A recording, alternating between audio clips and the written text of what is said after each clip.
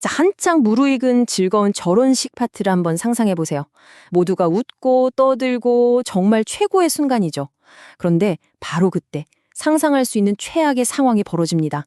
오늘 이야기에서는요, 이 아찔한 파티 참사가 어떻게 은혜 위에 은혜라는 깊고 놀라운 진리를 보여주는지 한번 파헤쳐 보겠습니다. 맞습니다. 바로 그거예요. 잔치의 열기가 최고조에 달했을 때 이 모든 분위기를 한순간에 망쳐버릴 수 있는 재앙이 닥친 거죠.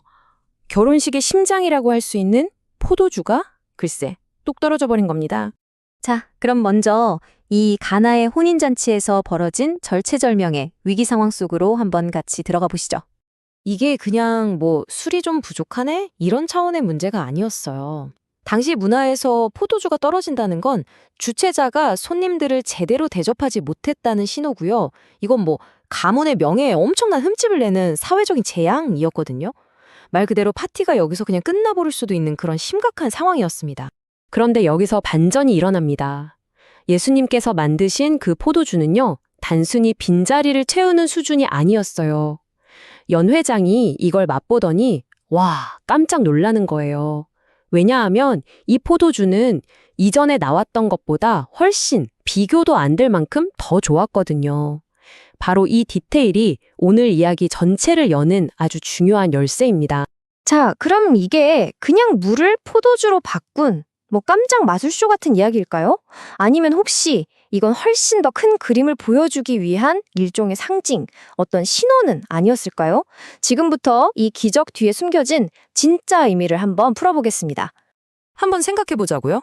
왜 수많은 놀라운 일들 중에 하필 이 사건이 예수님의 첫 번째 표적으로 기록됐을까요?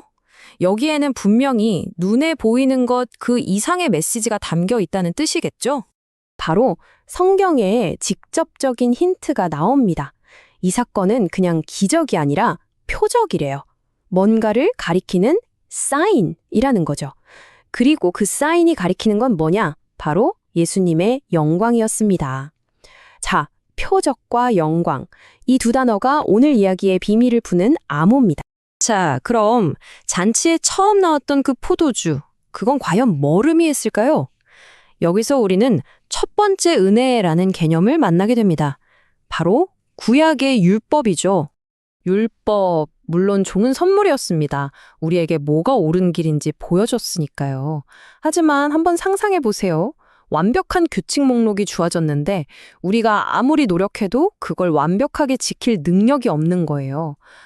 결국 율법은 우리에게 기쁨을 주기보다는 우리의 한계와 실패만 계속해서 확인시켜주는 무거운 짐처럼 느껴지게 된 거죠. 그렇다면 율법이 드러낸 이 문제의 해답은 뭘까요? 바로 이 지점에서 그 혼인잔치에 더 좋은 포도주가 다시 등장하는 겁니다. 이건 첫 번째 은혜의 부족함을 채우고도 남는 더 좋은 은혜, 바로 예수 그리스도의 순종을 상징합니다. 이건 살짝 업그레이드된 수준이 아니에요. 완전히 패러다임이 바뀌는 겁니다.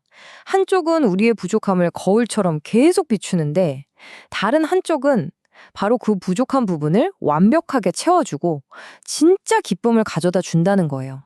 아까 이 모든 사건이 예수님의 영광을 보여주기 위한 거라고 했잖아요. 그럼 도대체 성경이 말하는 그 예수님의 영광이란 게 뭘까요? 영광이라는 단어 들으면 어떤 이미지가 떠오르세요? 아마 뭔가 반짝이는 빛이나 후광 같은 거겠죠? 그런데 요한복음이 말하는 영광은요, 우리가 생각하는 거랑은 완전히 다른 개념입니다. 핵심은 이겁니다. 예수님의 영광은 눈에 보이는 어떤 이미지가 아니에요. 그건 바로 하나의 행위입니다. 하나님의 뜻에 완벽하게 복종하신 그 온전한 순종 자체가 가진 깊고 깊은 아름다움, 그것이 바로 영광이라는 겁니다. 여기서 진짜 엄청난 역설이 등장합니다. 아니, 어떻게 저주와 죽음의 상징인 십자가가 아름답다고 할 수 있을까요? 그 이유는 십자가야말로 예수님께서 하나님의 뜻에 대한 순종을 그 끝까지, 정점까지 밀어붙인 가장 궁극적인 행위였기 때문입니다.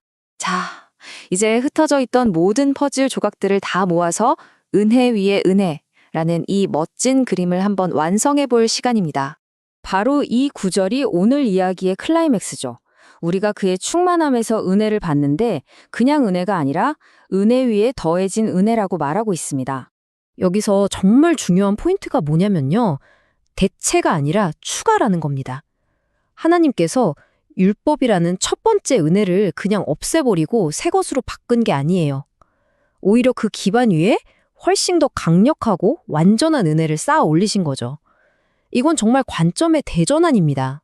이렇게 생각해 보면 어떨까요? 율법이라는 은혜가 집을 지을 수 있는 단단한 기초를 놓아준 거라면 예수님의 순종이라는 은혜는 그 기초 위에 정말 눈부시게 아름다운 궁전을 완성한 거라고 할 수 있어요. 이게 바로 은혜 위에 더해진 은혜의 완전한 모습입니다. 자, 마지막으로 이 질문을 여러분께 한번 남겨두고 싶습니다.